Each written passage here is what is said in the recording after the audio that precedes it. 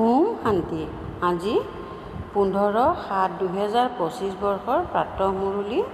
ওম শান্তি। বাপ দাদা মধুবন। আজি বাবাই কৈছে, মৰমৰ সন্তানসকল, তোমালোকে এতিয়া ভৱিষ্যত 21 জন্মৰ কাৰণে ইয়াতে পঢ়িব লাগে। কাঁইটৰ পৰা সুবাসিত ফুল হ'ব লাগে। দৈবিক গুণ ধাৰণ কৰিব আৰু কৰাব লাগে। প্ৰশ্ন: কোনসকল সন্তানৰ বুদ্ধিৰ তলা ক্ৰমানুসৰি খুলি গৈ থাকে? উত্তৰ: যিসকলে শ্ৰীমতত চলি থাকে, পতিত পাৱন পিতাৰ স্মৃতিত থাকে, পাঠ পঢ়াওঁতাজনৰ সৈতে যিসকল যোগযুক্ত হৈ থাকে, তেওঁলোকৰ বুদ্ধিৰ তলা খুলি গৈ থাকে। বাবাই কয়, সন্তানসকল, অভ্যাস কৰা যে আমি আত্মাসকল ভাই ভাই হওঁ। আমি পিতাৰ পৰা শুনো। দেহী অভিমানী হৈ শুনা আৰু শুনোৱা, তেতিয়া তলা খুলি গৈ থাকিব। ওম শান্তি। পিতাই সন্তানসকলক বুজায়, যেতিয়া ইয়াত বহা, তেতিয়া এনেকুৱাও নহয় যে কেৱল শিৱ বাবাৰ স্মৃতিত থাকিব লাগে। সেয়া হৈ যাব কেৱল শান্তি, আকৌ সুখো লাগে। তোমালোকে শান্ত হৈ থাকিব লাগে আৰু স্বদৰ্শন চক্ৰধাৰী হৈ বাদশ্বাহীকো স্মৰণ কৰিব লাগে। তোমালোকে পুৰুষাৰ্থ কৰাই নৰৰ পৰা নাৰায়ণ অথবা মনুষ্যৰ পৰা দেৱতা হ'বৰ কাৰণে। ইয়াত কাৰোবাৰ লাগিলে যিমানেই দৈবিক গুণ নাথাকক, তথাপিও তেওঁক দেৱতা বুলি কোৱা নহ'ব। দেৱতাসকল স্বৰ্গতহে থাকে। জগতৰ মনুষ্যই স্বৰ্গৰ বিষয়ে গমেই নাপায়। তোমালোক সন্তানসকলে জানা, নতুন সৃষ্টিক স্বৰ্গ, পুৰণি সৃষ্টিক নৰক বুলি কোৱা হয়। এয়াও ভাৰতবাসীয়েহে জানে। যিসকল দেৱতাই সত্যযুগত ৰাজত্ব কৰিছিল, তেওঁলোকৰ চিত্ৰও ভাৰততেই আছে। এয়া হৈছে আদি সনাতন দেৱী দেৱতা ধৰ্মৰ। আকৌ তেওঁলোকৰ চিত্ৰ পূজাৰ কাৰণে বাহিৰলৈ লৈ যায়। বাহিৰত যলৈকে যায়, তত মন্দিৰ নিৰ্মাণ কৰে। প্ৰত্যেক ধৰ্মৰ লোকসকলে যলৈকে যায়, তেতিয়া নিজৰ চিত্ৰকহে পূজা কৰে। যিবিলাক গাঁৱৰ ওপৰত বিজয় প্ৰাপ্ত কৰে, তাত গৈ গীৰ্জা আদি নিৰ্মাণ কৰে। প্ৰত্যেক ধৰ্মৰে পূজাৰ কাৰণে নিজৰ নিজৰ চিত্ৰ আছে। আগতে তোমালোকেও নাজানিছিলা যে আমিয়েই দেৱী দেৱতা আছিলোঁ। নিজক বেলেগ বুলি ভাবি তেওঁলোকৰ পূজা কৰিছিলা। অন্য ধৰ্মৰ লোকসকলে পূজা কৰে। তেওঁলোকে জানে যে আমাৰ ধৰ্মৰ প্ৰতিষ্ঠাপক হৈছে যীশু খ্ৰীষ্ট।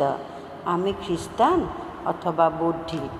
এই হিন্দু লোকসকলে নিজৰ ধৰ্মক নজনাৰ কাৰণে নিজকে হিন্দু বুলি কৈ দিয়ে আৰু দেৱতাসকলক পূজা কৰে।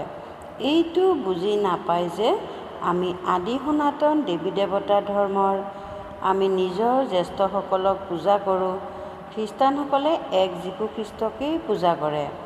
ভাৰতবাসীয়ে এইটো নাজানে যে আমাৰ ধৰ্ম কোনটো, সেয়া কোনে কেতিয়া প্ৰতিষ্ঠা কৰিছিল। পিতাই কয়, ভাৰতৰ এই আদি সনাতন দেৱী দেৱতা ধৰ্ম যেতিয়া প্ৰায় লোপ হৈ যায়, তেতিয়া পুনৰাই প্ৰতিষ্ঠা কৰিবলৈ মই আহোঁ। এই জ্ঞান এতিয়া তোমালোক সন্তানসকলৰ বুদ্ধিত আছে। আগতে একোৱেই জনা নাছিলা। একো নুবুজাকৈয়ে ভক্তিমাৰ্গত চিত্ৰবোৰৰ পূজা কৰি আছিলা। এতিয়া তোমালোকে জানা যে আমি ভক্তিমাৰ্গত নাই। এতিয়া তোমালোক ব্ৰাহ্মণ কুলভূষণসকল আৰু শূদ্ৰ কুলসকলৰ মাজত ৰাতি দিনৰ পাৰ্থক্য আছে। সেয়াও তোমালোকে এই সময়ত বুজি পোৱা। সত্যযুগত নুবুজা। এই সময়তেই তোমালোকে ভূত শক্তি পোৱা। পিতাই আত্মাসকলক ভূত শক্তি দিয়ে। পুৰণি সৃষ্টি আৰু নতুন সৃষ্টিৰ বিষয়ে তোমালোক ব্ৰাহ্মণসকলেহে গম পোৱা। পুৰণি সৃষ্টিত অনেক মনুষ্য আছে। ইয়াতো মনুষ্যই কিমান কাজিয়া পেচাল কৰি থাকে। এইখন হয়েই কাঁইটৰ জংঘল। তোমালোকে জানা যে আমিও কাঁইট আছিলোঁ। এতিয়া পিতাই আমাক ফুল কৰি গঢ়ি আছে। কাঁইটে এই সুবাসিত ফুলবোৰক নমন কৰে। এইটো ৰহস্য এতিয়া তোমালোকে জানা। আমিয়েই দেৱতা আছিলোঁ, যিসকল আহি আকৌ সুবাসিত ফুল অৰ্থাৎ ব্ৰাহ্মণ হৈছোঁ। পিতাই বুজাইছে যে এয়া হৈছে ড্ৰামা। আগতে এই ড্ৰামা, চিনেমা আদি নাছিল। এয়াও এতিয়াহে তৈয়াৰ হৈছে। কিয় তৈয়াৰ কৰা হৈছে? কিয়নো যাতে পিতাৰ দৃষ্টান্ত দিবলৈ সহজ হয়, সন্তানসকলেও বুজিব পাৰে। এই বিজ্ঞানো তোমালোক সন্তানসকলে শিকিব লাগিব নহয়। বুদ্ধিত এই সকলোবোৰ বিজ্ঞানৰ সংস্কাৰ লৈ যাবা, যি আকৌ তাত কামত আহিব।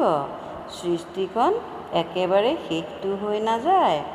সংস্কাৰ লৈ গৈ পুনৰ জন্ম লয়। বিমান আদিও তৈয়াৰ কৰে। যিবোৰ কামৰ বস্তু তাৰ অৰ্থাৎ স্বৰ্গৰ লায়ক হয়, সেইবোৰ তৈয়াৰ হয়। পানী জাহাজ তৈয়াৰ কৰোঁতাসকলো থাকে, কিন্তু পানী জাহাজটো তাত কামত নাহিব। লাগিলে কোনোবাই জ্ঞান লওক বা নলওক, কিন্তু তেওঁলোকৰ সংস্কাৰ কামত নাহিব। তাত পানী জাহাজ আদিৰ দৰকাৰেই নাই, ড্ৰামাত নাই। অৱশ্যে হয়, বিমান বিজুলীৰ আদিৰ দৰকাৰ থাকিব। সেইবোৰৰ উদ্ভাৱন কৰি থাকে। তাৰ পৰা সন্তানসকলে শিকি আহে। এই সকলোবোৰ কথা তোমালোক সুসন্তানসকলৰ বুদ্ধিতহে আছে। তোমালোকে জানা যে আমি পঢ়োৱেই নতুন সৃষ্টিৰ কাৰণে। বাবাই আমাক ভৱিষ্যত 21 জন্মৰ কাৰণে পঢ়ায়। আমি স্বৰ্গবাসী হ'বৰ কাৰণে পবিত্ৰ হৈ আছোঁ। আগতে নৰকবাসী আছিলোঁ। মনুষ্যই কয়ও যে অমুক স্বৰ্গবাসী হ'ল, কিন্তু আমি নৰকত আছোঁ, এইটো বুজি নাপায়। বুদ্ধিৰ তলা খোল নাখায়। তোমালোক সন্তানসকলৰ এতিয়া লাহে লাহে তলা খুলি গৈ থাকে।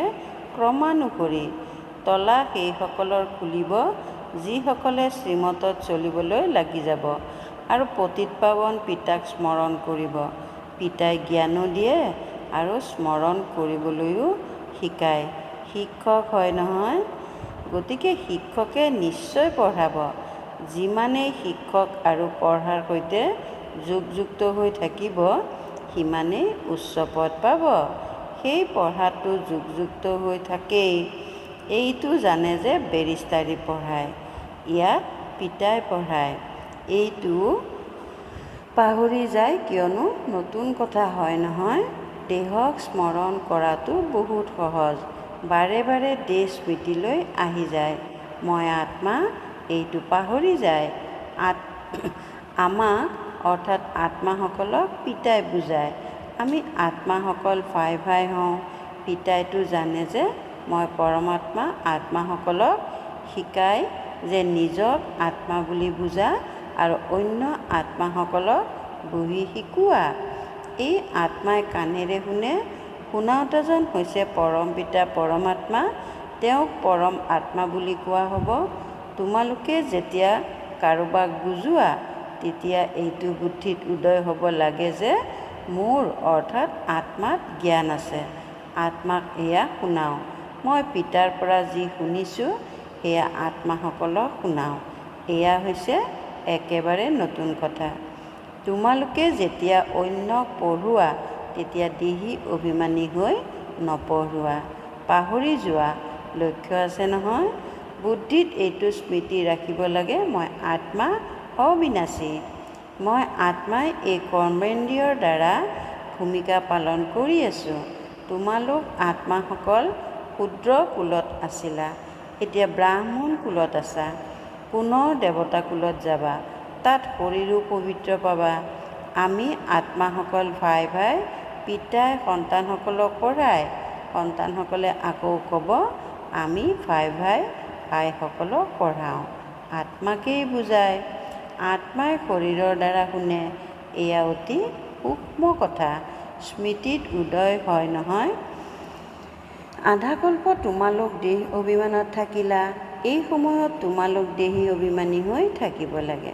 নিজক আত্মা বুলি পতিয়ন নিয়াব লাগে। আত্মা বুলি নিশ্চয় কৰি বহা, আত্মা বুলি নিশ্চয় কৰি শুনা। পৰম পিতা পৰমাত্মাইহে শুনায়। সেইকাৰণেতো কয় নহয় যে আত্মা পৰমাত্মা বহুকাল বিচ্ছিন্ন হৈ থাকিল। তাততো নপঢ়াওঁ, ইয়াতেই আহি পঢ়াওঁ। অন্য সকলো আত্মাৰেই নিজৰ নিজৰ শৰীৰ আছে। এওঁ পিতাটো হৈছে পৰম আত্মা, তেওঁৰ শৰীৰ নাই। তেওঁৰ আত্মাৰেই নাম হৈছে শিৱ। এইটো জানো যে এই শৰীৰ মোৰ নহয়, মই পৰমাত্মা।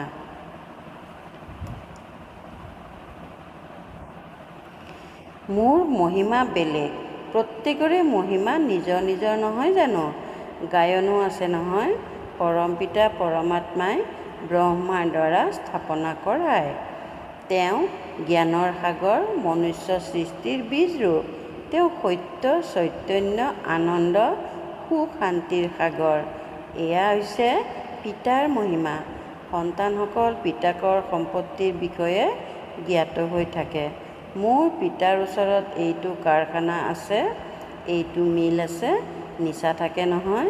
সন্তানহে সেই সম্পত্তিৰ মালিক হয়। এই সম্পত্তিটো এবাৰেই প্ৰাপ্ত হয়। পিতাৰ ওচৰত কি সম্পত্তিৰ আছে সেয়া শুনিলা? তোমালোক আত্মাসকলতো অমৰ হোৱা, কেতিয়াও মৃত্যু প্ৰাপ্তি নহয়, প্ৰেমৰ সাগৰো হোৱা। এওঁলোক লক্ষ্মীনাৰায়ণ প্ৰেমৰ সাগৰ হয়, কেতিয়াও কাজিয়া পেচাল নকৰে। ইয়াততো কিমান কাজিয়া পেচাল কৰি থাকে, প্ৰেমত আৰুহে গোলমাল হয়। পিতা আহি বিকাৰ বন্ধ কৰায়, গতিকে কিমান মাৰ খাবলগীয়া হয়। পিতাই কয়, সন্তানসকল পাৱন হোৱা, তেতিয়া পাৱন সৃষ্টিৰ মালিক হ'বাগৈ। কাম মহাশত্ৰু, সেইবাবে পিতাৰ ওচৰলৈ আহে। তেতিয়া কয়, যিবোৰ বিকৰ্ম কৰিলা সেইবোৰ শুনাই দিয়া, তেতিয়া পাতল হৈ যাব। এই ক্ষেত্ৰততো মুখ্য হৈছে বিকাৰৰ কথা। পিতাই সন্তানসকলৰ কল্যাণৰ অৰ্থে সোধে। পিতাকেই কয়, হে পতিত পাৱন, আহক, কিয়নো পতিত বুলি বিকাৰগ্ৰস্ত হোৱাসকলকহে কোৱা হয়। এই সৃষ্টিখনো পতিত, মনুষ্যও পতিত, পাঁচ তত্ত্বও পতিত। তাত তোমালোকৰ কাৰণে তত্ত্বও পবিত্ৰ লাগে। এই আসুৰিক পৃথিৱীত দেৱতাসকলৰ ছায়াও পৰিব নোৱাৰে। লক্ষ্মীক আহ্বান জনাই, কিন্তু ইয়ালৈ জানো আহিব পাৰিব? এই পাঁচ তত্ত্বও সলনি হ'ব লাগিব।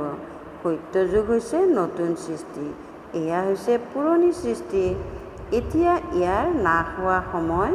মনুষ্যই ভাবে এতিয়া 40,000 বছৰ বাকী আছে। যিহেতু কল্পৰ আয়ুসেই হৈছে 5,000 বছৰ, তেন্তে আকৌ কেৱল এটা কলিযুগ 40,000 বছৰ কেনেকৈ হ'ব পাৰে? কিমান অজ্ঞান, অন্ধকাৰ, জ্ঞান নায়েই। ভক্তি হৈছে ব্ৰাহ্মণসকলৰ ৰাতি, জ্ঞান হৈছে ব্ৰহ্মা আৰু ব্ৰাহ্মণসকলৰ দিন, যি এতিয়া বাস্তৱত হৈ আছে। শ্ৰীৰ চিত্ৰত অতি স্পষ্টকৈ দেখুওৱা হৈছে, নতুন সৃষ্টি আৰু পুৰণি সৃষ্টিক আধা আধা বুলি কোৱা হ'ব।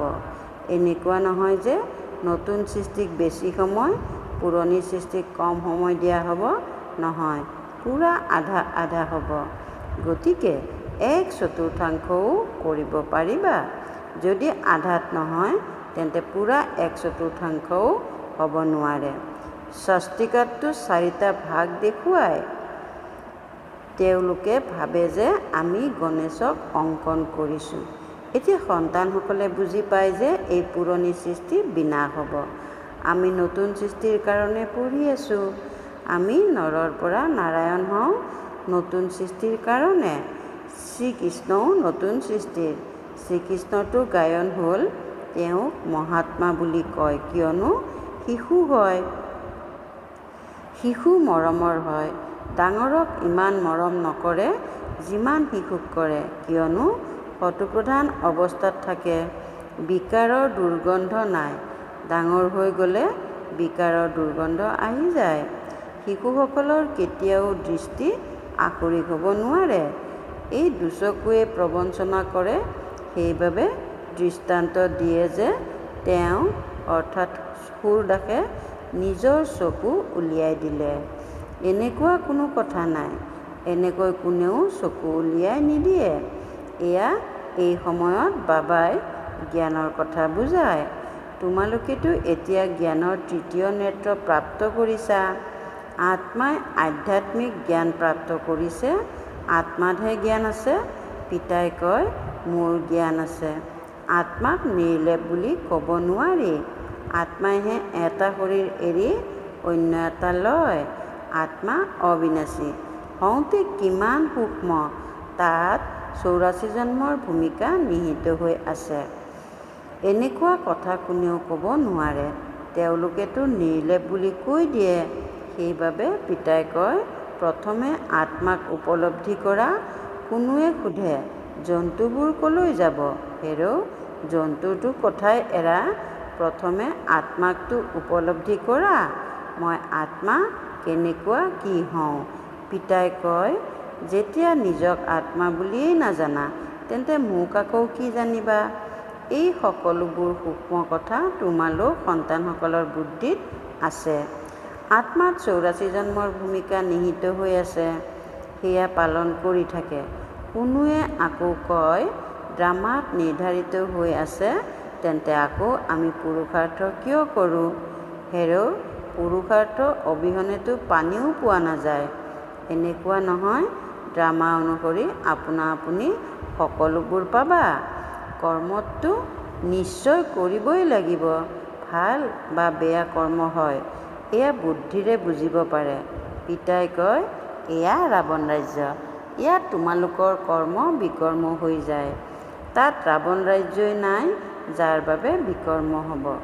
মইহে তোমালোকক কৰ্ম অকৰ্ম বিকৰ্মৰ গতি বুজাওঁ। তাত তোমালোকৰ কৰ্ম অকৰ্ম হৈ যায়। ৰাৱণ ৰাজ্যত কৰ্ম বিকৰ্ম হৈ যায়। গীতা পাঠ কৰোঁতাসকলে কেতিয়াও এইটো অৰ্থ নুবুজায়। তেওঁলোকেতো কেৱল পঢ়ি শুনায়। সংস্কৃতত শ্লোক শুনাই আকৌ হিন্দীত ভাঙনি কৰে। পিতাই কয়, কিছুমান শব্দ ঠিকেই আছে। ভগৱানে কয়, কিন্তু ভগৱানক কাক কোৱা হয়? কিন্তু ভগৱান কাক কোৱা হয়, এয়া কোনেও গম নাপায়। ভাল বাৰু, অতি মৰমৰ কল্পৰ পাছত মিলিত হোৱা সন্তানসকলৰ প্ৰতি মাতা পিতা বাপ দাদাৰ স্নেহপূৰ্ণ স্মৰণ আৰু সুপ্ৰভাত। আত্মিক পিতাৰ আত্মিক সন্তানসকলৰ প্ৰতি নমস্কাৰ। আত্মিক সন্তানসকলৰ মাতা পিতা বাপ দাদাৰ প্ৰতি স্নেহপূৰ্ণ স্মৰণ আৰু সুপ্ৰভাত আৰু নমস্কাৰ। ধাৰণাৰ বাবে মুখ্য সাৰ, বেহদৰ পিতাৰ সম্পত্তিৰ মই আত্মা মালিক। যেনেকৈ পিতা শান্তি, পবিত্ৰতা, আনন্দৰ সাগৰ, তেনেকৈ মই আত্মা, মাষ্টাৰ সাগৰ। এইটো নিচাত থাকিব লাগে। 2 নম্বৰ, ড্ৰামা বুলি কৈ পুৰুষাৰ্থ কৰিবলৈ এৰি দিব নালাগে। কৰ্ম নিশ্চয় কৰিব লাগে। কৰ্ম অকৰ্ম বিকৰ্মৰ গতিক বুজি সদায় শ্ৰেষ্ঠ কৰ্মহে কৰিব লাগে।